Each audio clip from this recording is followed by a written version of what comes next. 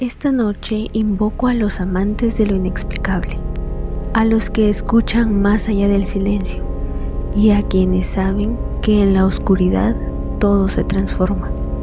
Bienvenidos a Crónicas de la Oscuridad. 2 relatos reales nos acompañarán esta noche.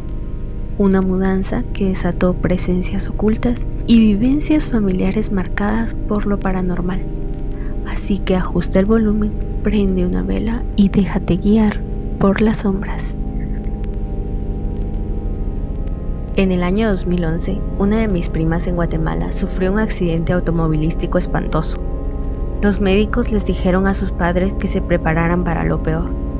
La situación era tan grave que todos esperaban lo inevitable. Pero ya fuera por un milagro o por la fuerza inquebrantable de mi prima, sobrevivió. Al enterarme sentí una alegría inmensa y no lo dudé, reservé un vuelo para ir a verla.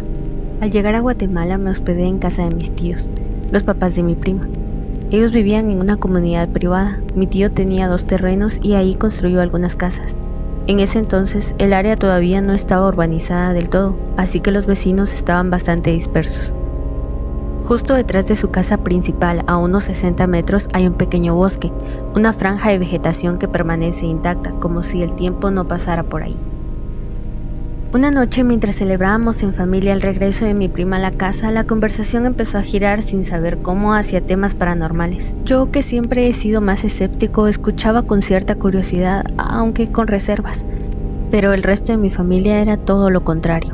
Todos parecían tener alguna historia que contar. Mencionaron que recientemente habían empezado a ver a mi abuelo fallecido, también sombras que se asomaban por las esquinas y figuras que aparecían y desaparecían en silencio. Una vez mi tío miró hacia la escalera y vio la silueta de un hombre con sombrero. Creyó que era mi abuelo, pues él siempre llevaba uno puesto, incluso dentro de la casa. Esa misma noche dormí en la habitación de mi prima y escuché claramente lo que parecían ser pasos, como los de un perro caminando alrededor de la cama. Por la mañana se lo comenté a mi prima y me dijo que ella también los había escuchado. Pero eso no era todo. En la otra casa de mi tío también ocurrían cosas extrañas. Una vez la puerta trasera se azotó con tal fuerza que rompió el vidrio, a pesar de que estaba rodeada por muros altísimos con alambre de púas, o sea que nadie podía haber estado dentro de la casa. Más tarde, mi tío me propuso dar una caminata por el vecindario. Mientras avanzábamos me señalaba las casas y me contaba las experiencias paranormales que cada vecino había vivido. Según él, el terreno donde se había construido la comunidad estaba activo. El sol ya se había ocultado y la luz de algunos pocos postes callejeros era lo único que iluminaba el camino. Mientras regresábamos a su casa, algo me llamó la atención. A unos 50 o 55 metros detrás, en la propiedad de un vecino, vi 2 perros ladrando con fuerza desde el techo. Y sí, en Guatemala es común que los perros estén en las azoteas. Lo raro no era eso, sino lo que había frente a la casa junto a un poste de luz. Al principio pensé que era una anciana encorvada, con lo que parecía una capa o manta oscura. Me pareció raro verla ahí sola, a esa hora, así que le pregunté a mi tío si la conocía. Él echó un vistazo y se le erizó la piel.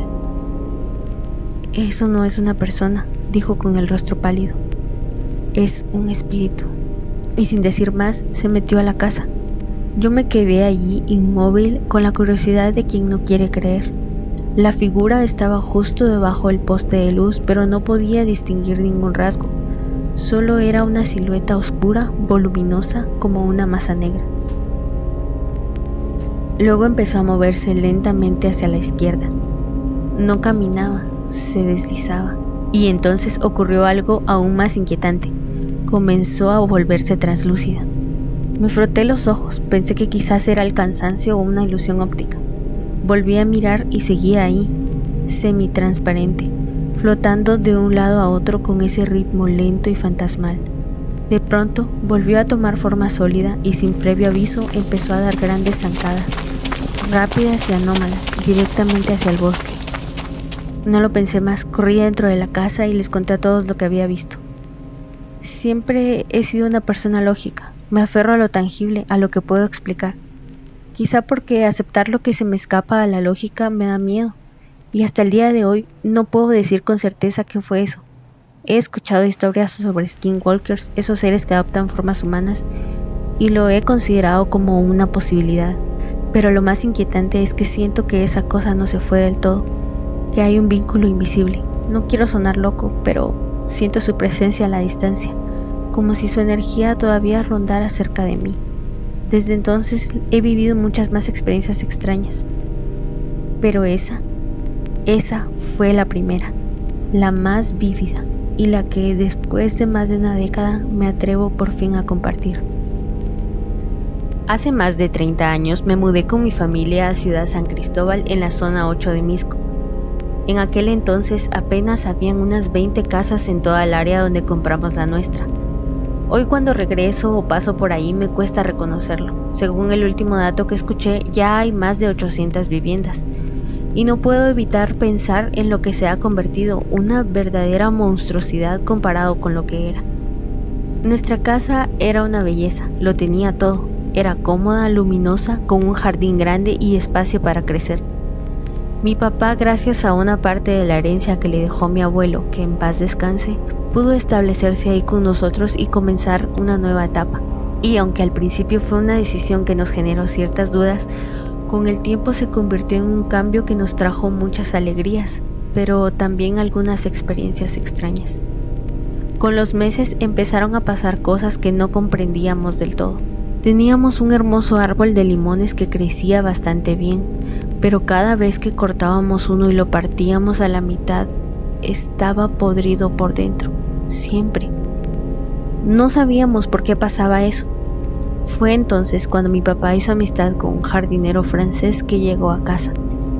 Era muy amable y al recorrer el jardín le llamó la atención ese árbol.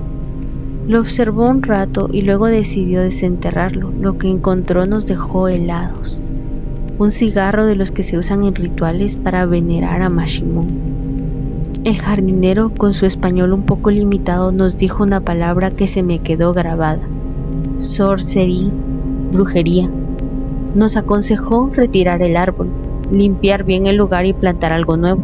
A mi mamá, que siempre ha tenido cierta afinidad por esos temas, no le costó decidir. Compró un árbol de lima limón, lo sembró en el mismo lugar y creció increíblemente bien. Por años nos dio limones del tamaño de la cabeza de un bebé. Un tiempo después adoptamos un cachorro de pastor alemán. Era inquieto y travieso. Y ahora entiendo que quizá había una razón para eso.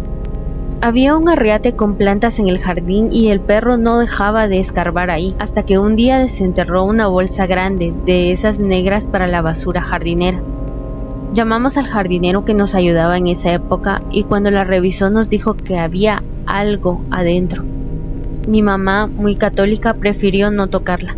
Le pidió al jardinero que la volviera a enterrar exactamente donde estaba y que no lo comentara con nadie.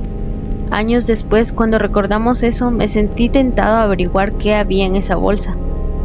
Pero también entendí que hay cosas que simplemente es mejor no tocar.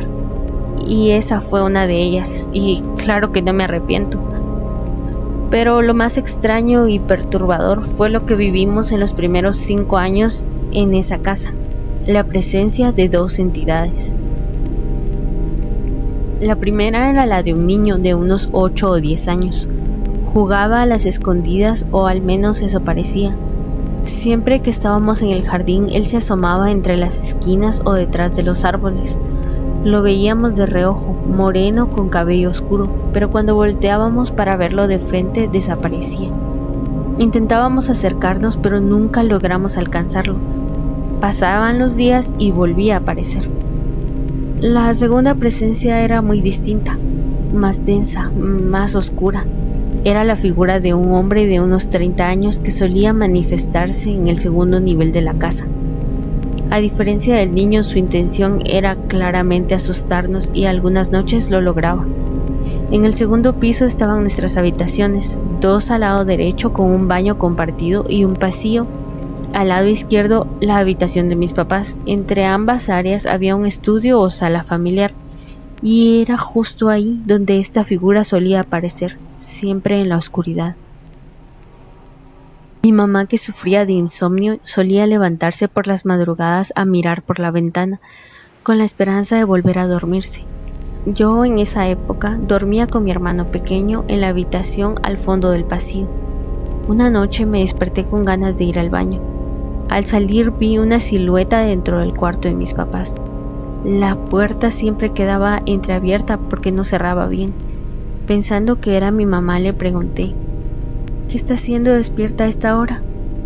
Pero lo que ocurrió a continuación fue como una escena sacada de una película de los Warren. La silueta se levantó lentamente y se alargó. Se alzó hasta medir hasta casi 2 metros y sus ojos eran rojos intensos, como brasas. Empezó a avanzar hacia mí. El terror se apoderó de mi cuerpo. Corrí a mi cuarto y me metí bajo las mantas. Tenía 7 años. Creía que si me tapaba nada podía tocarme. Dejé un ojo asomado por debajo de la cobija, lo justo para ver cómo la sombra atravesaba la puerta, cruzaba el cuarto y luego salía desvaneciéndose en el pasillo. Unos minutos después mi hermano se despertó. Le conté lo que había visto, pero ninguno logró dormir hasta que amaneció. Al día siguiente le conté a mi mamá y ahí fue cuando ella me confesó que muchas veces había escuchado pasos en su habitación durante la noche, pensando que era mi papá, pero él siempre estaba profundamente dormido. Desde entonces supe sin ninguna duda que esa casa guardaba secretos y que aunque nos dio momentos felices también albergaba algo que no podía explicarse con lógica. Gracias por acompañarme en esta entrega de Crónicas de la Oscuridad. Si te atreves a volver, te estaré esperando. Suscríbete, comparte y recuerda, algunas historias no solo se escuchan, también se sienten bajo la piel. Si has vivido algún suceso paranormal y quieres que cuente tu historia en el próximo video, envíame un correo a oscuridad.cronicas@gmail.com.